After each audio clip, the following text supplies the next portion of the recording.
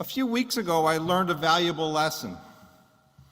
After my planned prostate surgery, my doctor told me to lay low, rest, don't lift anything over 10 pounds, and most importantly, take it easy. I have never been one to be still. After more than my share of surgeries, I still have not mastered the art of being still. Maybe spiritually, but not physically. I simply cannot sit still. Stillness to me has been overrated. Besides, what are the benefits from being still? I learned the hard way, of course. During the first 2 days after surgery, I wasn't still, and I moved about. My symptoms increased. There was more bleeding, irritation, and discomfort. When I sat still, the symptoms decreased and then disappeared. Maybe there's something to this stillness. Better healing came with better stillness. Stillness is not just being idle or doing nothing. In Psalm 46, we are told, "Be still and know that I am God." That word "know" alludes to intrinsic awareness. It's an awareness that escapes us when we are busy, distracted, or engaged in activity. In his book, Deep is the Hunger, Meditations for Apostles of Sensitiveness, Howard Thurman writes, "We must find sources of strength and renewal for our own spirits, lest we perish. It is very much in order to make certain concrete suggestions in this regard. First, we must learn to be quiet, to settle down in one spot for a spell. Sometime during each day, everything should stop, and the art of being still must be practiced.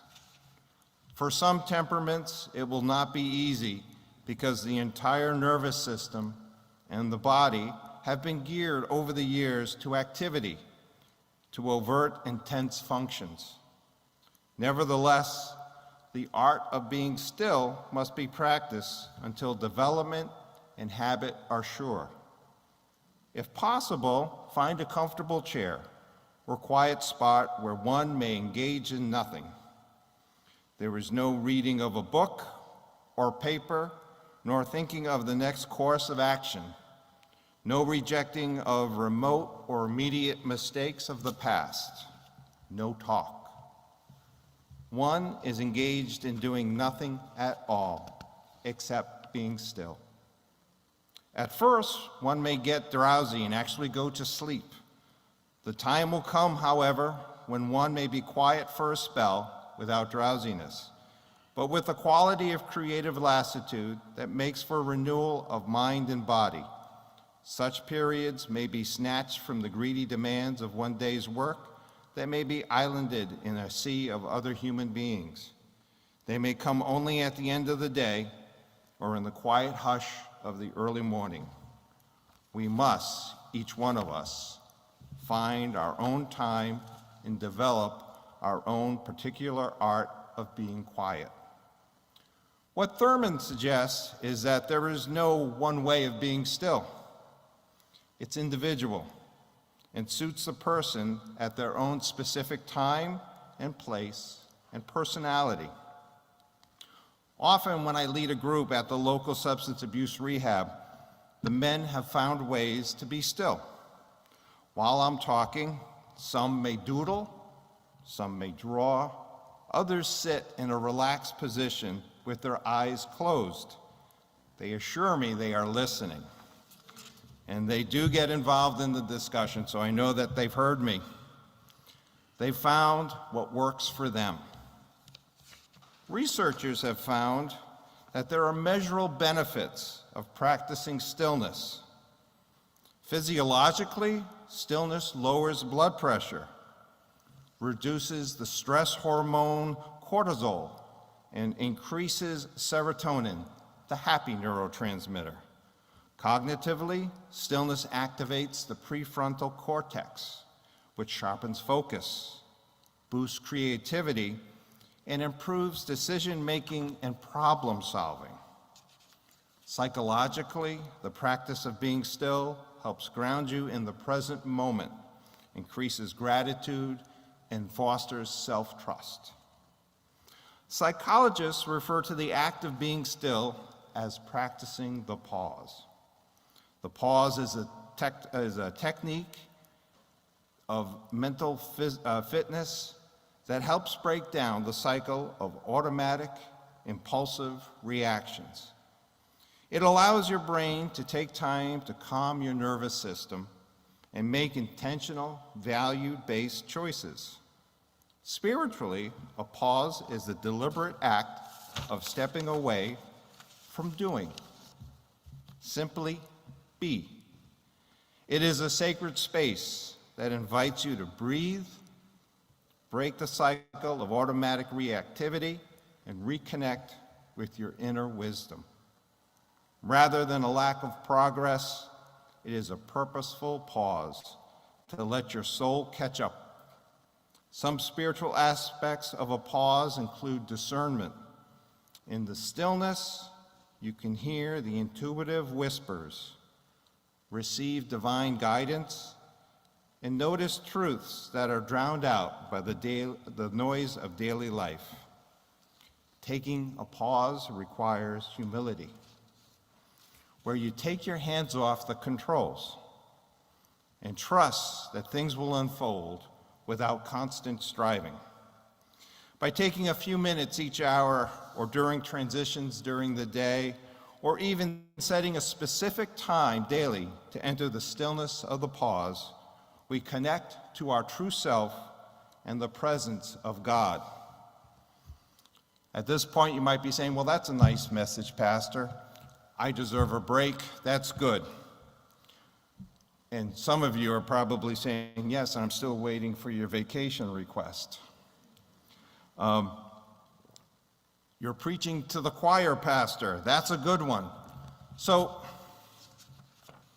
what does being still really mean to us as followers of Christ?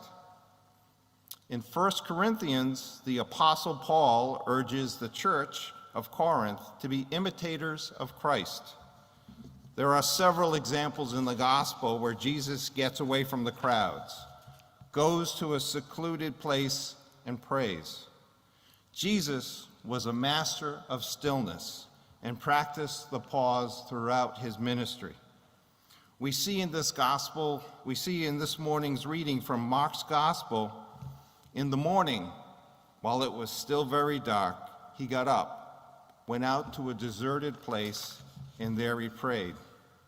Later in the verse, we see that the disciples, led by Simon, frantically searching for Jesus. When they find him, Jesus calmly says, "Let us go on to the neighboring towns, so that I may proclaim the message there also. For that is what I came out to do." You see, before Jesus went out to do the work, he paused. He became still, and he communed with the Father. After that moment, he was clear, calm, and focused. Doesn't that sound familiar? Isn't that what we try to do each day? Why is it important for us to practice stillness till it becomes habitual and second nature to us? The theologian, hermit, and mystic, and one of my personal favorites, Thomas Merton, writes, "It is in deep solitude and silence that I find the gentleness which I can truly love my brother and sister." My friends, we are vessels. You can't fill your cup with love, grace, and peace if it is already full of chaos, agendas, checklists, and judgment. In the stillness, we return to our true self as God created us. We empty the cup and humbly receive what God pours into it. We then go forward in our day and joyfully pour out to those we meet what God has given us. Brothers and sisters, we are called to be instruments of God's love and peace. That is our calling. That is what we are designed to be. An instrument or tool cannot be effective if it's rusty, bent, or not calibrated. That is when the practice of stillness comes into our lives as Christians. We are not called to be trophies. We are not called to be shining trophies on a shelf for all to see and admire. Our mission in our ministry, as ordained by God, is to love one another. Not when we find it convenient, but when God puts other travelers of life in our path. Our mind, spirit, and body must be in sync, balanced, and ready to serve with our thoughts, words, and actions for God's glory. May God bless you. Amen.